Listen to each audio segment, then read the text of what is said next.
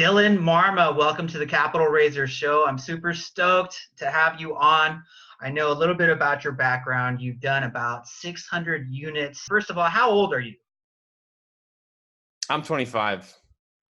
So you've created this massive amount of success for a 25-year-old. How did you do that? Well, I think massive amount is all relative. In my eyes, I've hardly scratched the surface, right? True. But I think I'm learning a whole lot and definitely happy with the position I'm in life. As far as my story, started off in real estate around 20 years old. I actually moved from New York to San Diego, California, and started working for a real estate investment education group out there, and just learned a lot about the space. Saw all different aspects between residential to commercial and the different sectors within commercial. Started off investing in single family, just with single family turnkey rental property, as a lot of people do begin. And after acquiring my first two properties, I realized that this was going to be a long and slow journey, and it wasn't quite what was getting me to my long-term goals. I also just realized that working in a W-2 position for a long time, just eventually I felt like I was limited on my future growth, future potential. So I did a lot of searching, as I think many people wind up doing at a certain point in life, especially entrepreneurs. And in the period of searching, a lot led me back to multifamily, and really specifically multifamily syndication. I became enamored with the idea of being able to, provide, a quality investment that can outperform a lot of what's out there, and having that be the product that we're offering to investors. I saw a business model that's completely scalable, and I saw a never-ending learning curve, which for me is very particular. I'm very particular about just the fact that I can constantly be learning, constantly be growing, because that's really what gets me, stimulated, excited on a day-to-day basis. So as far as multifamily syndication, I actually ended up leaving my job and taking a big leap of faith, in a sense, about 2 years back. And since then, I started off with the small 21 unit, purchasing actually up in Troy, New York, which is near where I went to college. Then from there, I was learning a lot about syndication. I had some great mentors, and I moved out to Atlanta to just be more closer to the boots on the ground. In that process, I linked up with Jake Stenziano, with Jake and Gino, Wheelbarrow Profits podcast. Many of you, I'm sure, have heard of them. And Jake and Gino and their partner Mike, the three of them have grown a portfolio to about 900 units or so without any syndication. So they had a really solid foundation built with a vertically integrated company with about, at the time, I think it was about 35 or so employees on the property management side. So they were owner operators to the core, and they had not yet syndicated. And I was eager, kind of the young guy that's eager to go out there and syndicate. And we just saw it being a great fit for me to, come and bring the additional bandwidth and the know-how in terms of how to structure the deals and syndicate the deals and work with the investors and so on. So I joined the team with Rand Partners about a year and a half ago. And since then, we've done a lot of awesome stuff. We've done about, 500, a little over 500 units or so together. We've done, 3 syndications. We've done one deal early on when I first got here that was not a syndication, and it's been just a good journey overall. So today, now on the day-to-day, I wear a lot of hats, as most people do. Well, you're starting up and launching the business, acquisitions, asset management, and so on, and here we are. Crazy. It sounds like a fun journey, man. From 20 to 25, you've done a lot of things. And you're just scratching the surface. I see that for you. You're going to go some great places, take a lot of people along for the ride with you. You have a track record, right? You've bought a couple of turnkey properties. You understand that there's this bigger thing, a faster way to reach your goals.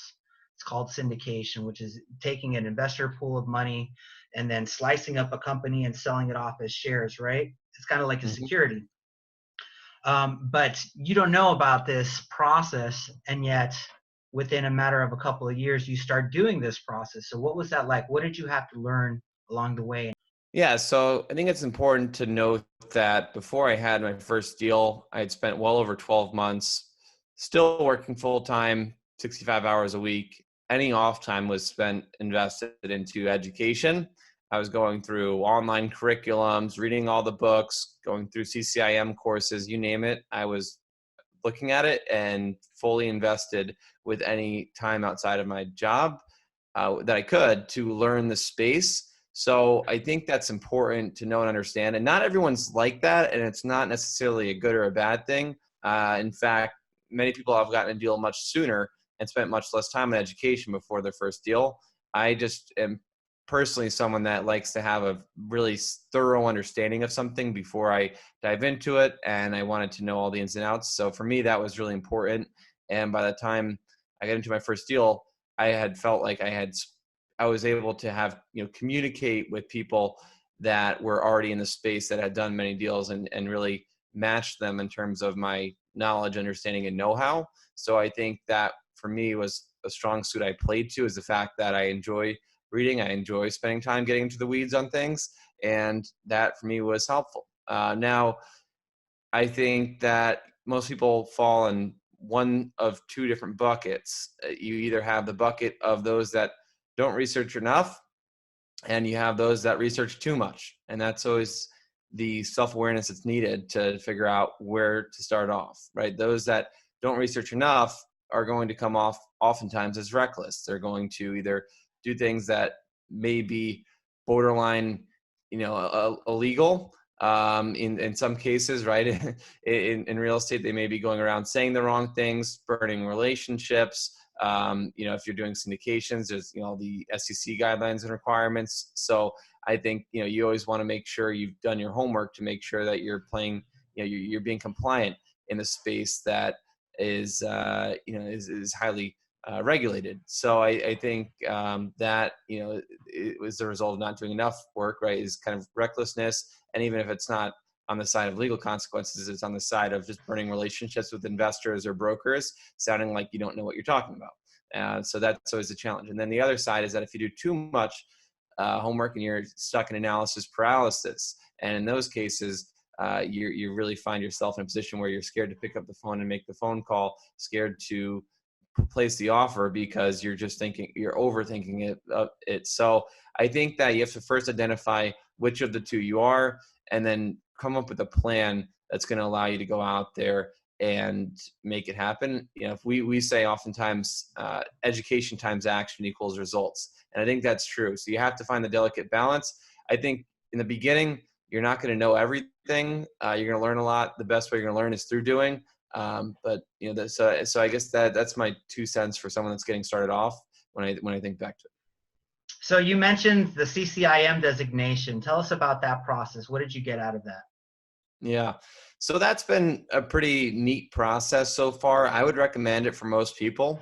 The actual designation is something I should have middle of next year because I'm waiting to take the test. I'm actually going to be away in Atlanta finishing the final course for CCIM next week, and then taking the test this spring so I can have my designation. You have to submit the portfolio. I think for the portfolio, you need at least 25 million in total transactions, and you have to actually show documented evidence that you've worked on that many transactions. So I think it's really cool how they have not just a class level requirement, but also an actual portfolio requirement before you enter the designation. Most people that have the CCIM are real estate sales brokers.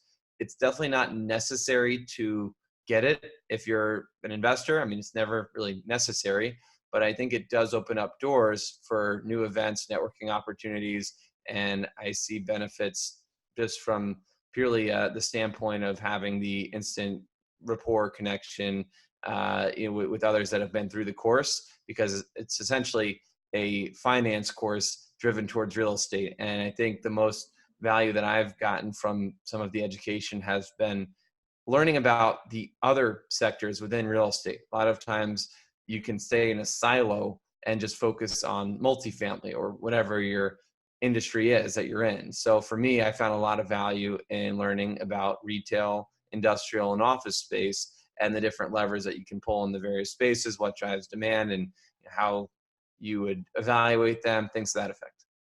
So, and then does it help you with the underwriting of deals at all? Is it analysis based, or what are some of the things that they teach you in there? There's a bit of analysis. There's a lot of just basically understanding how to take discounted cash flows, the different types of IRR that you can look at, different industry regulations, things to that effect. It's, for me personally, I think my analysis has not been influenced a tremendous amount through it, but that's because I had learned in different formats. But I think just the overall mindset, the more you learn, always impacts your analysis, right? There's the higher level decision making and thought processes that help. One thing I found value in was the actual negotiations course. It was the shortest of all the courses, but it's always bringing it back to assumption based negotiations.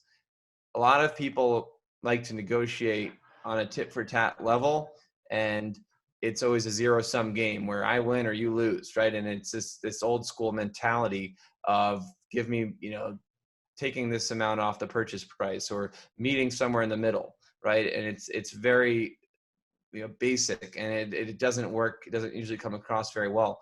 I think that to be sophisticated in your negotiations, you have to really understand how to negotiate based on assumptions, because the only reason that you or I are willing to pay a different price for the property is because you or I have either a different amount of returns that we demand for our investors, we have a different cost of capital, or we have different assumptions.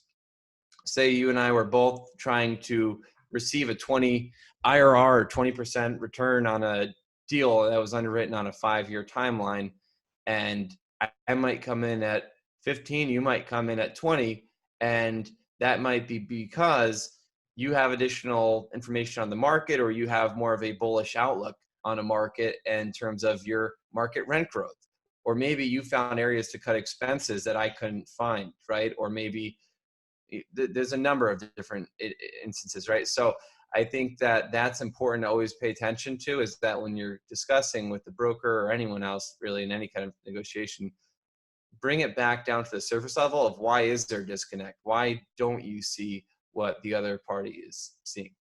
That's really sharp insight, man. I appreciate you letting me talk about the CCIM. I've always been curious about it. I know a few people that Of have course. that designation, so that's really cool. Now, you mentioned something that I really kind of want to talk about and learn about from your company that not a lot of syndicators have in place, which is this vertical integration Mm-hmm. concept. Tell us more about that. Yeah, so we have an investment company first, then we have the property management company tied to the investment company, and we also have a financing company behind us that helps investors determine the best type of debt and equity solutions. So talking about the investment company plus the property management company specifically, I think this is something that's unique versus a lot of it's not unique in the grand scheme, but it's unique in the, say, crowdfunding multifamily real estate space that you and I exist within. There are pros and cons to self-managing versus third-party management. Your pros, will start on the operator side. Pros are that you have more control, and pros are that you save in costs. Typically, control equals cost savings and a reduction of risk. How do you have more control? Because you're directly responsible for hiring and firing any of the staff members. You're directly responsible for the systems and the processes in place, the incentive systems that you put in place, and so much more. And then when it comes to the cost side, you can either, it's not necessarily purchasing in bulk. We haven't found dramatic cost savings from that, but we've found cost savings from the fact that we can train our team members to actually think like entrepreneurs and decide when to repair, when to replace when it comes to different things during unit turns, and decide what's going to get us the best bang for our buck. And then there's no additional markup, charges on improvements most of the time, because we're not bringing in contractors and subcontractors to handle the labor. Even when it comes down to HVAC and electric work, we're still trying to hire the qualified team members, so we're not having to outsource very much. Therefore, we can bring the cost savings in-house. So there's definitely a lot of benefits to it. Now, the cons to it, you're going to grow. Oftentimes, you're going to be a little bit more limited to your markets in some cases, especially starting out, right? You can't just buy one deal in each market and on different sides of the country, because you need to really hunker down and plant your seed and let it grow within any market. So I think that having scale in a market becomes more important when you're self-managing. So that's a pro and a con, I guess, because there's also benefits to staying in each market you get into. But I think that is a con, is that your ability to execute in various markets definitely goes down a little bit. You have to have deals reach a certain size to afford the full staff that you need. You're not going to really afford floaters and be able to do anything usually less than 100 units while you're getting started. In our case, 120s, ideal 120 plus.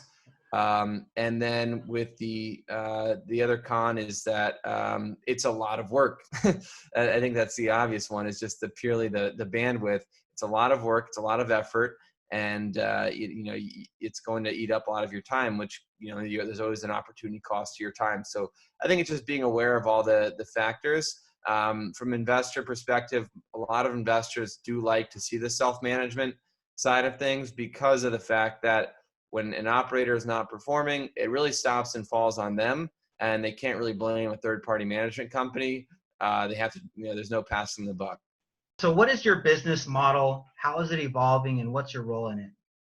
I can break those down.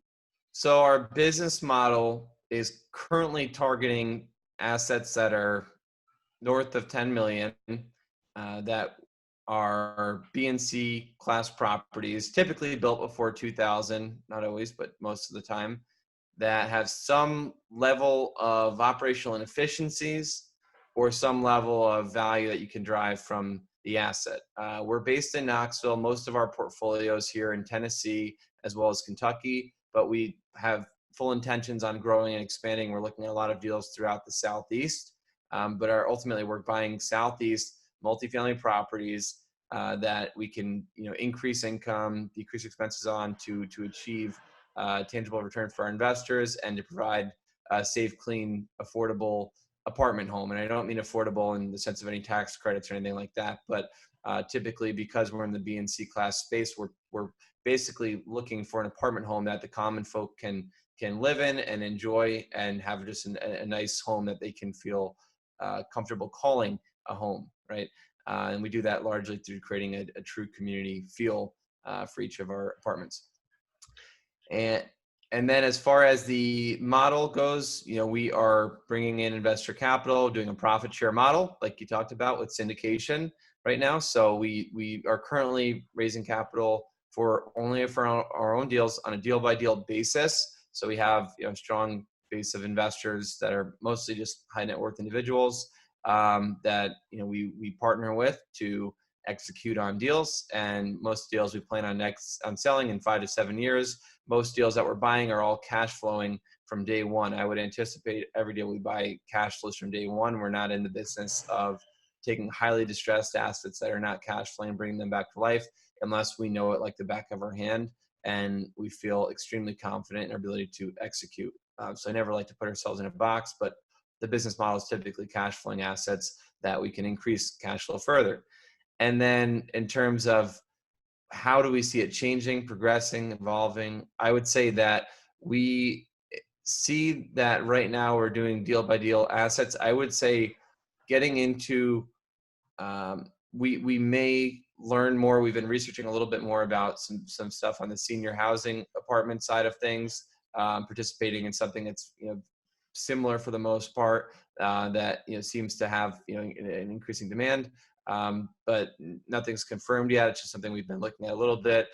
We've also entertained the idea of doing more of a fund structure that offers investors a little bit more of a diversified product. But again, everything's to be determined. We always want to be having these conversations and looking at future strategies, but at this point, we're currently just doing deal by deal syndication as a team. All right. Well, that's a fun conversation right there, what you talked about in regards to the fund. So there's a syndication, which is a per deal type of fund. But then there's like a hedge fund or another type of fund that you can take investor money and say, hey, we can buy this this asset or both.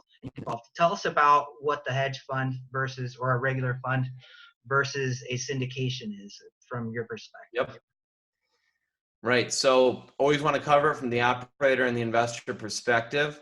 We call it oftentimes a blind pool fund. Now, how much of a blind pool is definitely up to the sponsor and how they lay it out. But ultimately for us, we'd have very clear specifications on the types of assets that we're going after, the markets we're going after, and so on. So we would identify the markets. We'll say maybe there's 10 markets that we're open to. Maybe it's much less, but we'll say 10 for sake of it. And then we would show the size deals that we're targeting.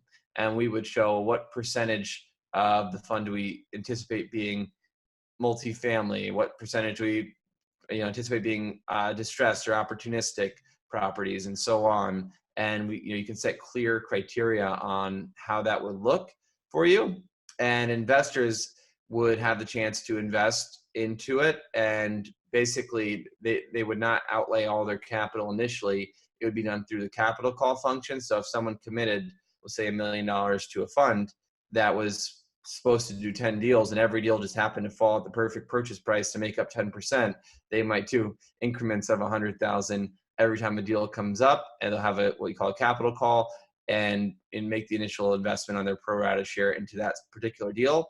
And they'll participate in all the deals and have a diversified investment across different markets, different deals, and so on. It makes the investor's life easier from the aspect that they don't have to constantly evaluate new deals to put their capital into, and they have diversification at any dollar level of investment.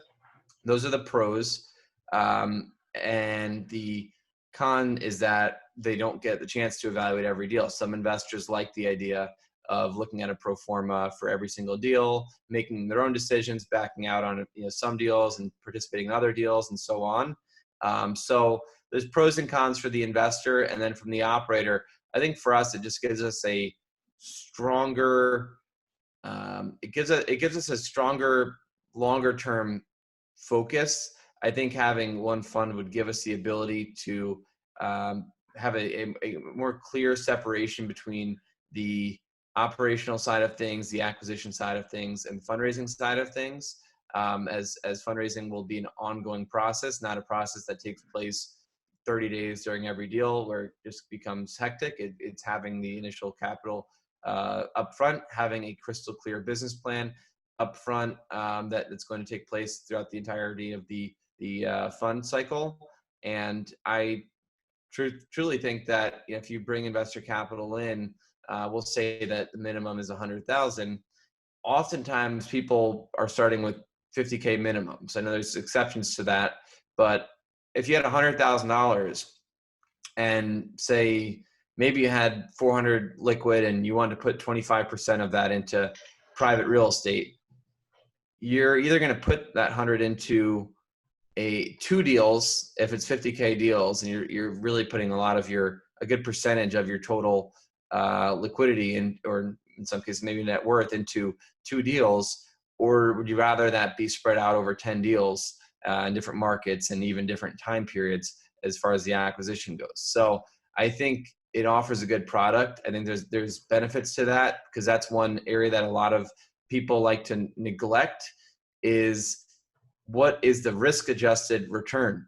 And a lot of times return is these days online, and with all the crowdfunding sites, everyone is getting excited about IRRs, and it's this big craze of what has the highest IRR, but you're not putting enough emphasis on what could go wrong, which ones have the highest risk, because typically a higher IRR is also equal to a higher risk.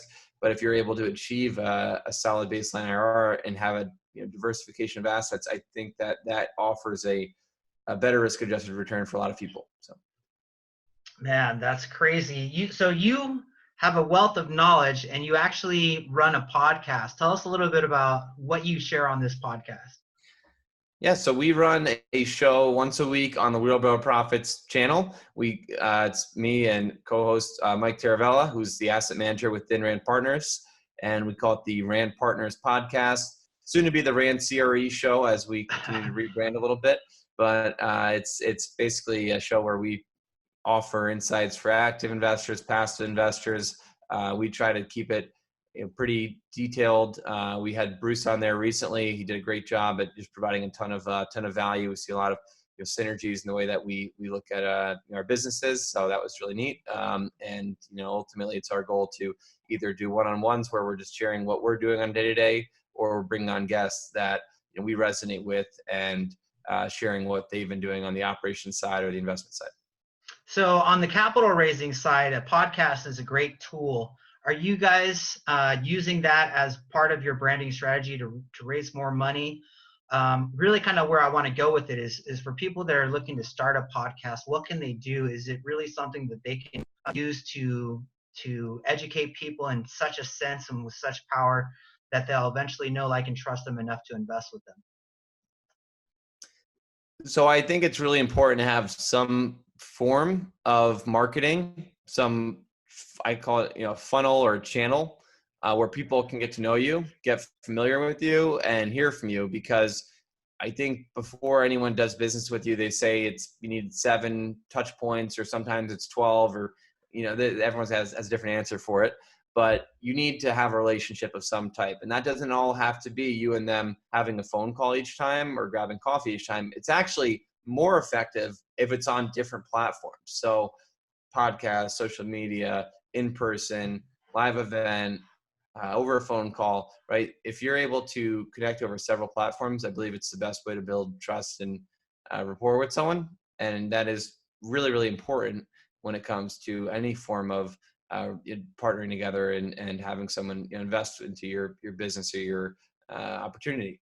And I think the podcast is a good method for it. I think there's definitely a lot of benefits to it. I think you can do a YouTube channel, you can do a podcast. The two of those are probably the best way to truly get someone to know you. I think just posting pictures on Instagram or LinkedIn's probably better than Instagram or Facebook, but even then it's still, you can only get so much across. But I think people getting a chance to listen to you on some of these longer form platforms does allow for people to really get a better read and form their own opinion on you. So I would definitely encourage it for someone. Now, I wouldn't do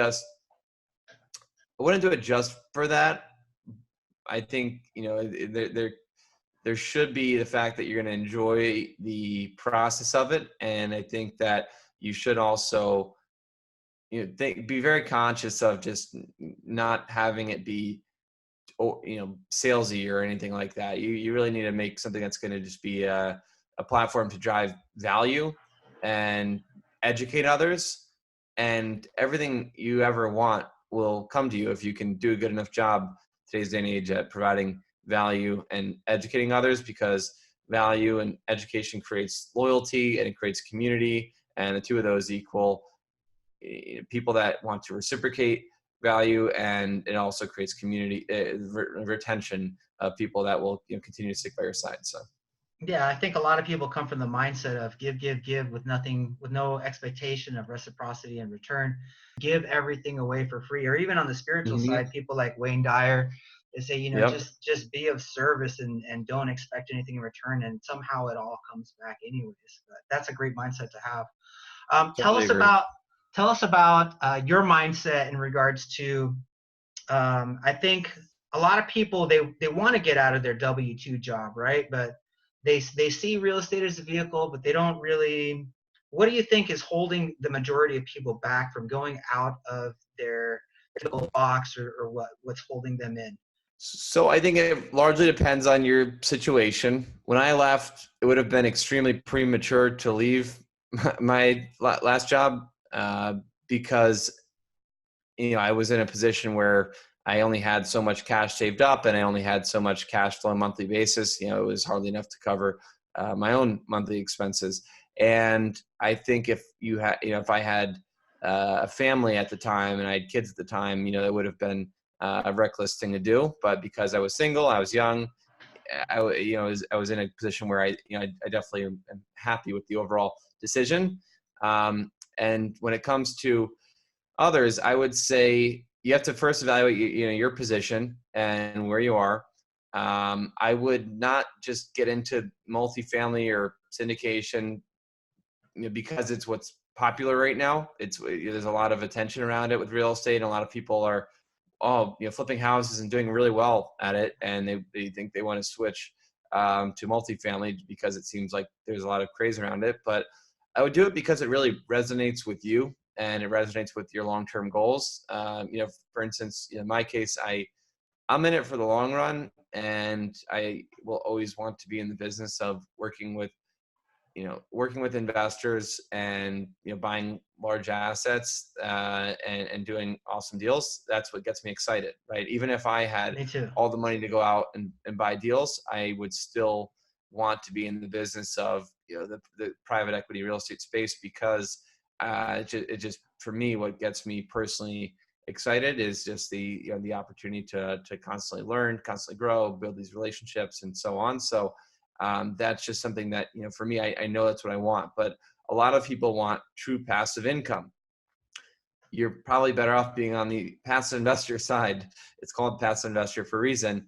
So if you're looking for just time freedom and, just to free yourself up to go pursue other recreational hobbies or whatever it might be, passion of your own, I would say then go and maybe look at doing deals on your own, or look at deals, look at being a passive investor with a qualified sponsor, and just you're probably better off doing that, right? So for me, I would just say, like, don't do it if it's just a mean to get to a certain end. I would do it if it's something that you're going to embrace as a long-term venture.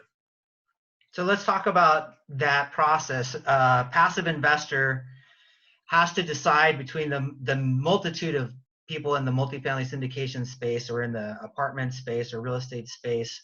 How do I decide who I'm going to work with? What do you think their best points of interest should be when they're vetting a person that they want to work with? So there's a few things that will play into effect. The given are usually, what is the track record of the person that you're working with? Track record is difficult because a lot of people haven't been around that long. For instance, we haven't been around since before '08, so we don't have a track record that shows that. And I'm always very upfront with investors that that is the case. And yes, our deals that we've done have done very well. But a lot of, the market has carried a lot of deals, very well for a lot of people, right? So having a track record is always something to pay attention to. I would say my big one is always just relationship. You need to have relationships with the sponsors and get to know who you're working with. It's just like any other business venture. Even though you're being a passive investor, you having a good sense on who you're working with plays a tremendous role, because you want the type of leader, operator that's going to allow you to have confidence that they're going to do the right thing when times get tough.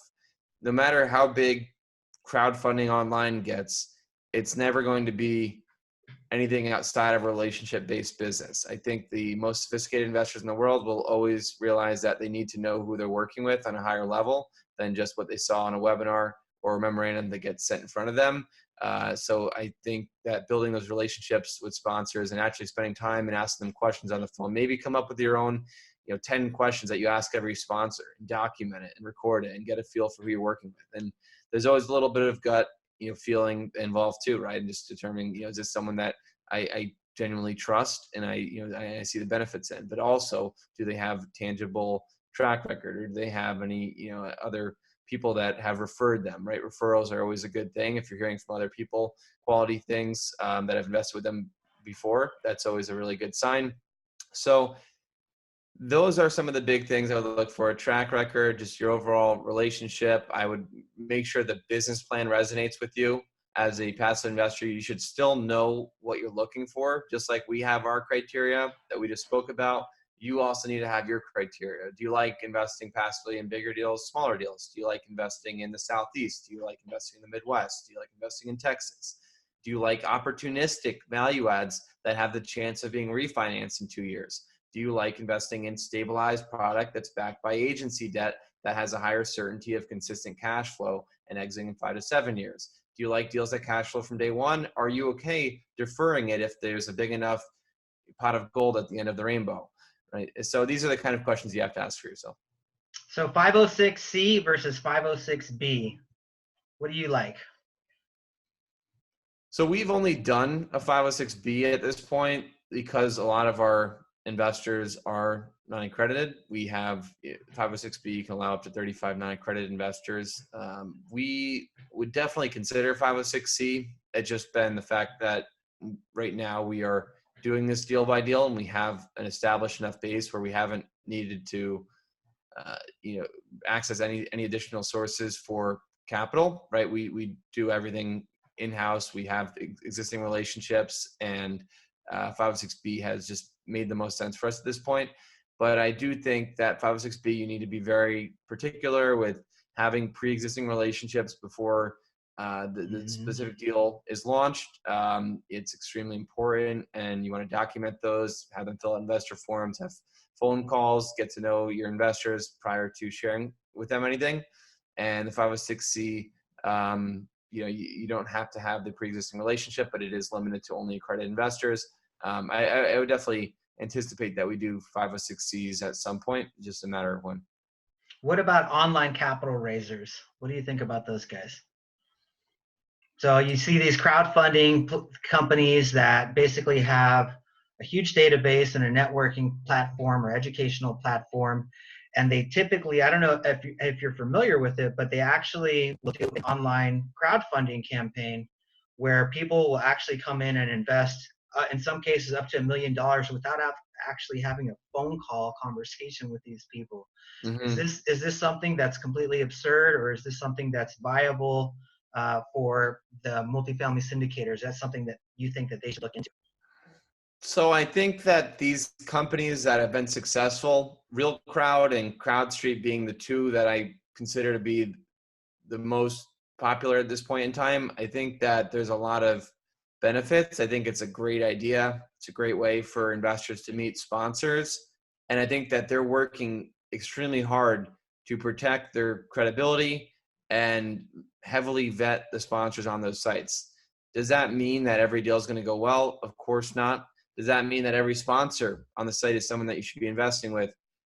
I'd say probably not. But they are getting tighter and tighter in terms of their restrictions on what they want to see from sponsors.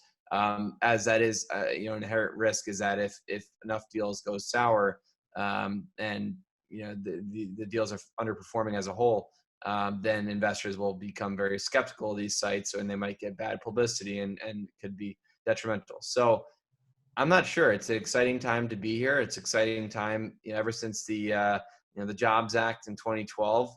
It's allowed for additional ways of being able to work with investors, and allowing for the 506C to be something that's really out in existence. So it's an exciting thing to watch, participate with in some forms, and I think there's a lot of good opportunities available, and I think there's a lot of risks that are associated with it. But it's going to be interesting to see, and we've definitely considered it and have it on our radar to participate in, at least seeing how, testing it out and seeing what kind of investors come on board. We still like to have a relationship with everyone, so we'd want to find a way of doing it that works well for us.